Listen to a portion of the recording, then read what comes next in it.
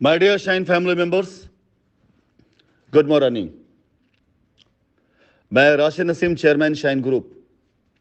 जैसा मैंने कल आप सभी लोगों से वादा किया था कि हर दिन मैं लीगल से संबंधित कुछ ऐसे अपडेट्स आपको दूंगा जो आपके लिए,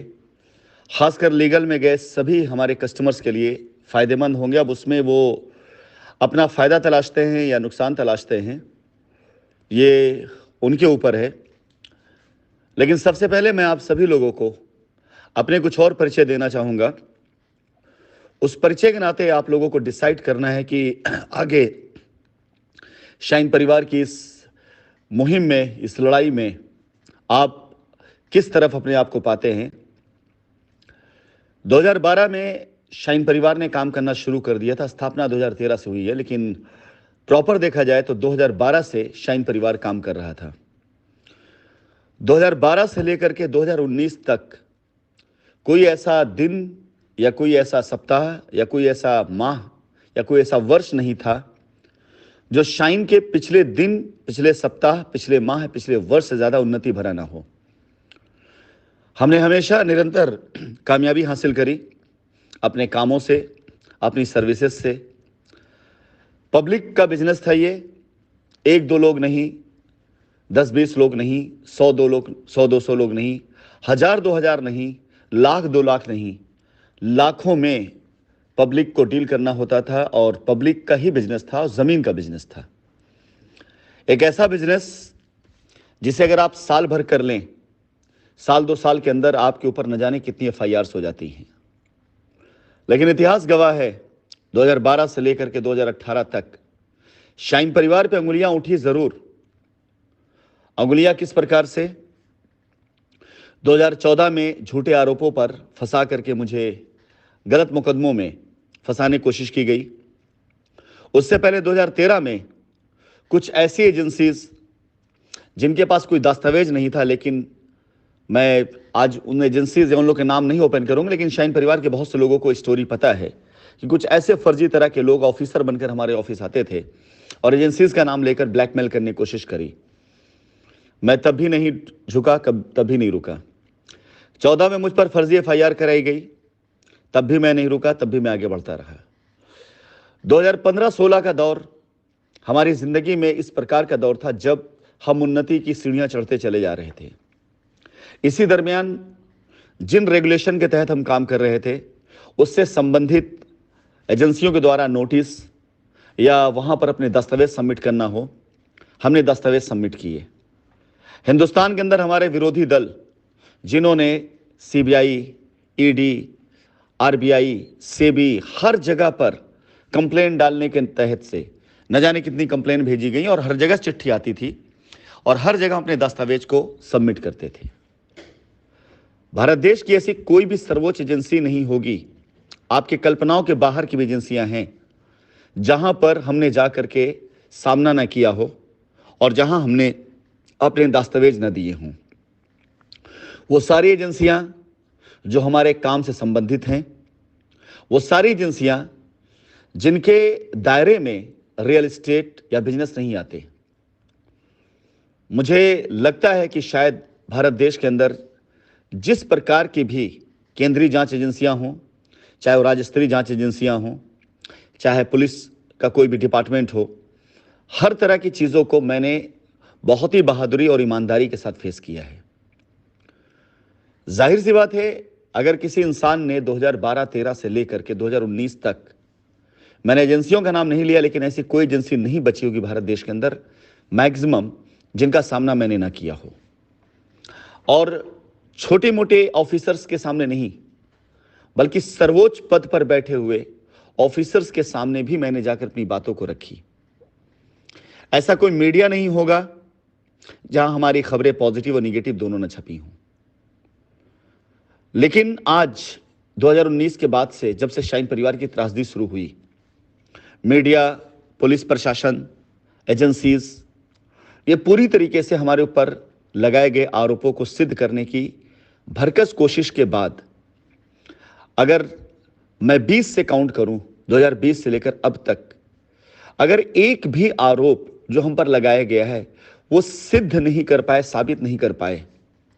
तो इसके पीछे कोई ईश्वरी चमत्कार नहीं, मेरी कानून की जानकारी, लॉ के प्रति मेरा अटूट विश्वास, मेरा वो सारा का सारा तजुर्बा जो मैंने हिंदुस्तान में रह करके शाइन परिवार के अंदर या उससे पहले जो मैंने कार्य किया उसमें कमाया। आज अगर आप जरा सा भी अपने दिमाग को संतुलन करते हुए ये सोचें कि क्या यह संभव है कि 2020, 21, 22 बीतने को आ गया है, ऑलमोस्ट 2 साल से ऊपर समय हो रहा है, जांच एजेंसियां जांच कर रही हैं, लेकिन एफआईआर काउंट के अलावा, एफआईआर में लिखे गए आंकड़ों के अलावा वास्तव में कोई भी ऐसा करप्शन या कोई भी ऐसा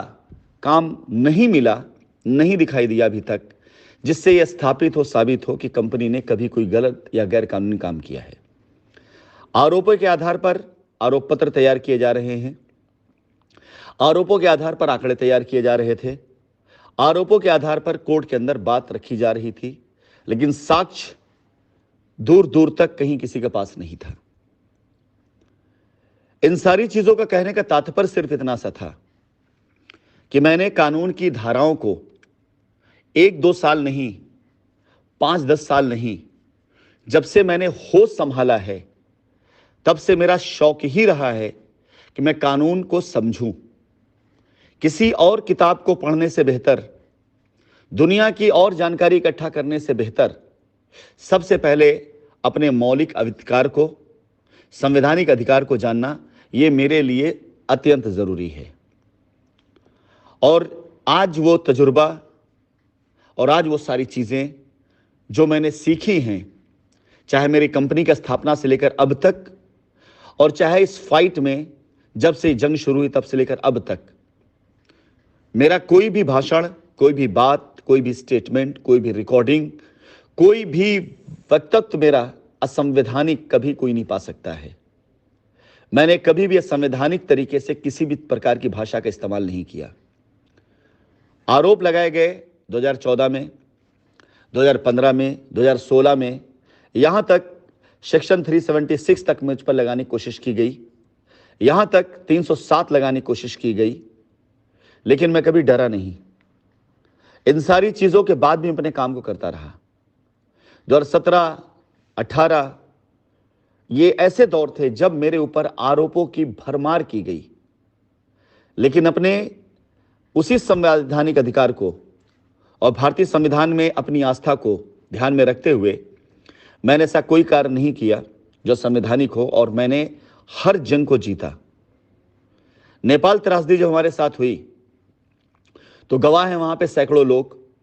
हर कोई अपनी आस और अपनी उम्मीद छोड़ देता था, लेकिन मैं ये कहता था जो चीज कानून में नहीं है वो हो ही नहीं सकता, जबकि नेपाल हमारे लिए एक विदेश की धरती थी और मुझे वहां के भी कानून में इतनी आस्था थी कि जब एक बार मुझे मौका मिला नेपाल के न्यायाधीश के सामने अपनी बात रखने के लिए, और आप में से बहुत लोगों को शायद ये बात पता ना हो, लेकिन जो मेरे साथ लोग थे, एक दिन परमिशन मांग करके अपनी बात रखने के लिए न्यायाधीश महोदय के सामने मैंने परमिशन मांगा, जिसकी परमिशन मुझे मिली थी, और मैंने संवैधानिक तरीके से नेपाल की कोर्ट में भी अपने और अपने लोगों की केस की पैरवी करी थी। ये वहां पर मौजूद सारे लोग जो मेरे साथ बंदी थे, वो सभी लोग इसके गवाह हैं, साक्षी इसके हैं। फिलहाल मैं आप सभी लोगों से बताना चाहूंगा, कहना चाहूंगा, कानून के प्रति मेरी जानकारी और जानकारी होने की वजह से कानून के प्रति मेरी आस्था और मेरा विश्वास इतना प्रगाढ़ है कि मैं कभी भी किसी भी ऐसी असंवैधानिक भाषा या ऐसी धमकियों से, ऐसी बातों से कभी नहीं डरता हूं जो संविधान के दायरे में ना आती हो। लोग चाहे कुछ भी कह लें, लेकिन मैं कभी विचलित नहीं होता हूं। अगर संविधान के दायरे में कोई बात, कोई एक्शन, कोई आर्गुमेंट्स, कोई खबर नहीं आती है तो मैं उससे कतई विचलित नहीं होता हूं। और इसके साथ ही साथ यदि संवैधानिक तौर से कोई दस्तावेज में मुझे कोई आरोप लगाता है और उस कृत्य को मैंने नहीं किया है और इस कृत्य को ना करने की वजह से उसके कोई साक्ष्य नहीं होंगे, तो भी मैं सामना करने से नहीं घबराता हूं। अब आपके सामने आज मैंने एक एफआईआर की कॉपी भेजी है। इस एफआईआर को अगर आप ध्यान से पढ़ेंगे तो इस एफआईआर में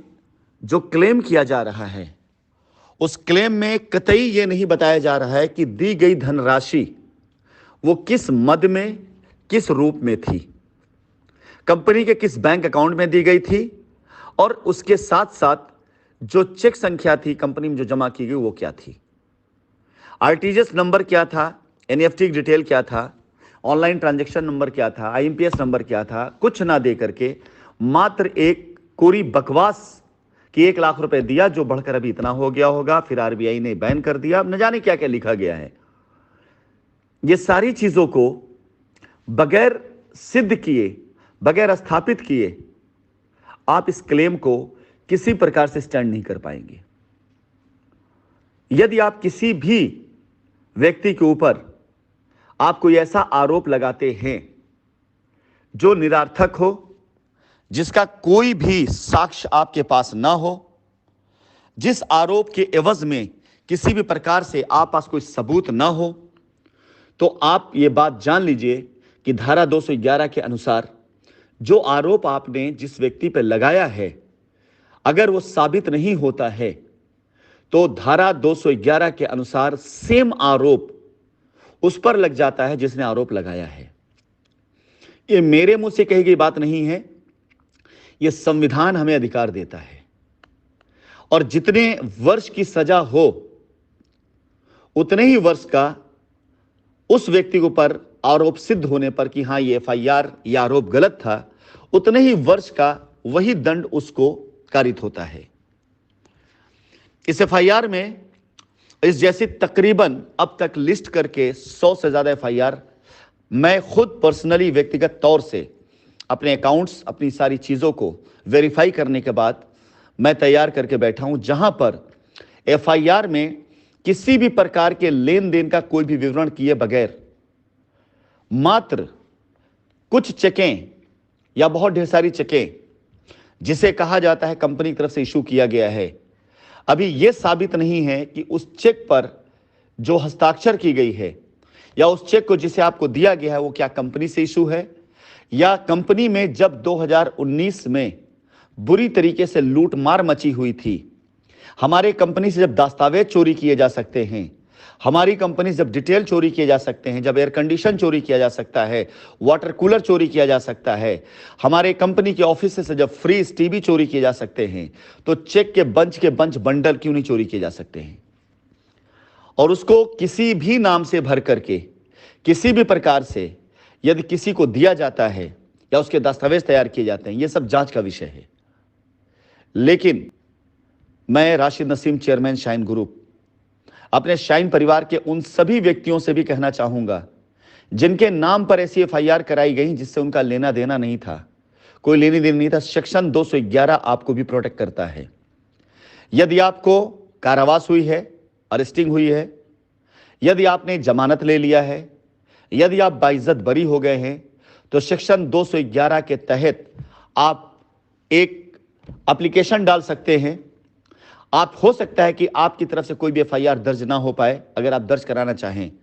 तो संबंधित थाने को, जांच एजेंसीज को आप रजिस्टर्ड डाक के द्वारा अपनी एप्लीकेशन, अपना आवेदन भेज सकते हैं। फिलहाल ये काम आगे मैं अपने सर पे खुद बीड़ा उठाने जा रहा हूं। माननीय न्यायालय के समक्ष इंतजार है हमें जांच एजेंसियों के द्वारा प्रस्तुत किए गए सभी साक्ष्यों का, हम पे लगाए गए आरोप, उसके साक्ष्य। इसके साथ ही साथ हम माननीय न्यायालय में खुद भी ये मांग करने वाले हैं कि जिन लोगों ने हमें ईमानदारी के साथ पैसा दिया है, हम उनकी लायबिलिटी उतारने के लिए पूरी तरह से तत्पर हैं, तैयार हैं। हमें डेटा लिस्ट दिया जाए चेक करके कि पैसा आया है कि नहीं आया है, आया है तो एवज में उनको कितना पैसा गया हुआ है और किस किस पैसा गया। इसके साथ साथ माननीय न्यायालय में ये भी आवेदन डालने जा रहे हैं कि कंपनी के अंदर आवन और गवन दोनों तरह के पैसे की जांच की जाए कि पैसा आया है तो किस मद में आया है और पैसा गया है तो किस मद में किसको गया है। इन सारी चीजों की जांच की जाए, क्योंकि अब तक अदालत के अंदर जो मुकदमा था वो आरोपों पे चल रहा था, साक्ष्यों पर और आर्गुमेंट पे नहीं आया था, ट्रायल पे नहीं आया था, साबित करने, सिद्ध करने पर नहीं आया था। यदि हमारे खिलाफ कोई आरोप पत्र डाल भी दिया गया है तो उसमें लगाए गए आरोप यदि साक्ष्य के साथ नहीं है तो हम माननीय न्यायालय के अंदर इसे चैलेंज करेंगे। आज ये पहली एफआईआर मैंने डाली है, इस एफआईआर को आप खुद पढ़ें और किसी ऐसे व्यक्ति से जरूर पढ़वाएं, किसी ऐसे विधिक जानकार जरूर पढ़वाएं जिस एफआईआर को पढ़ करके राय दे सके और पूछ सके कि इस एफआईआर में कितनी त्रुटियां हैं, कितने प्रकार की कमियां की गई हैं। अब ये इस बात के लिए नहीं कि एफआईआर गलत है, बल्कि ये त्रुटियां काम आएंगी कंपनी के लिए आने वाले भविष्य में सेक्शन 211 के तहत दोबारा केस करने के लिए। और हर एफआईआर में मैं हर उस बेगुनाह का नाम छांट करके बाहर निकालूंगा और उसकी तरफ से जितनी भी एफआईआर फेक कराई गई हैं, गलत कराई गई हैं, गलत तरीके से कराई गई हैं, वो ये सोचकर कभी नहीं कराई गई होंगी कि इसका रिवर्ट कभी आ सकता है। एफआईआर जितनी मैंने अब तक पढ़ी, मुझे सिर्फ एक ही अंदाजा हुआ कि लोगों ने एफआईआर सिर्फ इसलिए कराई कि उनको ये लगा कि एफआईआर करने से उनका पैसा मिल जाएगा, एफआईआर करने से लोगों पर दबाव पड़ेगा, उनको पैसा मिल जाएगा। लेकिन वो कभी भी इस बात का अंदाजा नहीं लगा सकते थे कि ऐसी हर एक गलत एफआईआर जिसमें उन्होंने तथ्यों को नहीं रखा है, डिटेल नहीं रखा है, पैसे का विवरण नहीं दिया है, बैंक में पैसा नहीं दिया है, और दिया भी है तो दिया कुछ और है, बताया कुछ और है, और अपनी तरफ से एक आरोप लगा दिया। जैसे इसी एफआईआर को पढ़ें कि इसमें इन्होंने आरबीआई का विवरण किया, पता नहीं कि लेनी देनी में कहीं पर भी जितने लोगों का नाम दिया गया है सारे लोगों की डिटेल नहीं दी गई है। सिर्फ ये बताया गया है कि ये सारे लोग, और लेनी देनी में सिर्फ एक नाम संदीप राठौर का इस्तेमाल किया गया है, बाकी नाप दिया गया सारे स्टाफ को, नाप दिया गया कंपनी मैनेजमेंट को। फिलहाल आपकी सूचना के लिए बता दूं, ये मिथिलेश जी के एफआईआर है, जिन्होंने सबसे पहले मिथिलेश फाउंडेशन का एक वो किया था, गठबंधन करके बनाया था, और उसके तहत लोगों को एफआईआर के लिए प्रेरित किया था जिनकी खुद की एफआईआर कहीं पे स्टैंड नहीं करती है। और ये अभी तक मेरी जानकारी, विधिक जानकारी है, मेरे अधिवक्ताओं के द्वारा दी गई जानकारी के द्वारा और किसी भी सीनियर लॉयर द्वारा लिए गए राय के आधार पर मैं कह रहा हूं। बाकी कोर्ट में तो ये सारी एफआईआर चैलेंज में आएंगी। साबित करना पड़ेगा इन लोगों को कि हम पे लगाए गए आरोप किस हद तक सही हैं, गलत अगर जैसे जैसे आरोप होता चला जाएगा, जहां जहां साक्ष्य नहीं मिलेंगे, वो सारी एफआईआर इस हाशिए पे आनी तयशुदा है कि मैं सेक्शन 211 के तहत, चाहे हमारे कंपनी के द्वारा हो और चाहे उन सभी लोगों के द्वारा जिनका नाम इसमें डाला गया है, ऐसे लोगों के खिलाफ कंपनी जरूर एक्शन लेगी, क्योंकि इसके द्वारा हमारा डैमेज हुआ है, हमारी इमेज खराब हुई है, हमारी कार्यविधि रुकी है, हमारे काम पर रुकावट आई है। फिलहाल मैं अपने 20-22 साल के वो सारे तजुर्बे जो कानून के दायरे में रहते हुए मैंने सीखे हैं, जाने हैं, पढ़े हैं, लड़ा हूं, देखा हूं, वो इस मुकदमे में अब काम आने जा रहे हैं। और मैं आप लोगों को बता दूं, अगर मैं कई बार बोल चुका हूं कि लड़ाई अब शुरू हो रही है, तो हां, ये लड़ाई इस बार से अब से शुरू हो चुकी है। हर उस एफआईआर के खिलाफ जिस एफआईआर में झूठे तथ्य डाले गए, हर उस एफआईआर के खिलाफ जिस एफआईआर में पैसों का कोई भी सबूत या साक्ष्य नहीं दिया गया, हर उस एफआईआर के खिलाफ जिस एफआईआर कर्ता से जांच एजेंसियों के द्वारा ना साक्ष्य माना गया, ना किसी प्रकार का कोई सबूत मांगा गया, ना उनसे यह साबित करने कहा गया कि उन्होंने जो पैसा दिया, जो आरोप लगाया, वो किस हद तक सही है। अब ये हर एक मांग माननीय न्यायालय के द्वारा हम लोग खुद करने जा रहे हैं और करेंगे इसको जरूर। बहुत बहुत धन्यवाद आप सभी लोगों का, जिन लोगों ने आज हिंदुस्तान की तारीख में मुझे इस लायक बनाया कि पूरा का पूरा भारत देश इस मुकदमे को जरूर देखेगा, जरूर जानेगा और प्रेरणा लेगा और बहुत कुछ सीखेगा। हर वो निर्दोष व्यक्ति जिसे गलत फंसाया जाता है, जो गलत तरीके से जिसको फंसाया गया है, हर वो निर्दोष व्यक्ति जो कानून से डरता है और अपने अधिकारों को नहीं जानता है, इस मुकदमे से बहुत कुछ सीखेगा। धन्यवाद।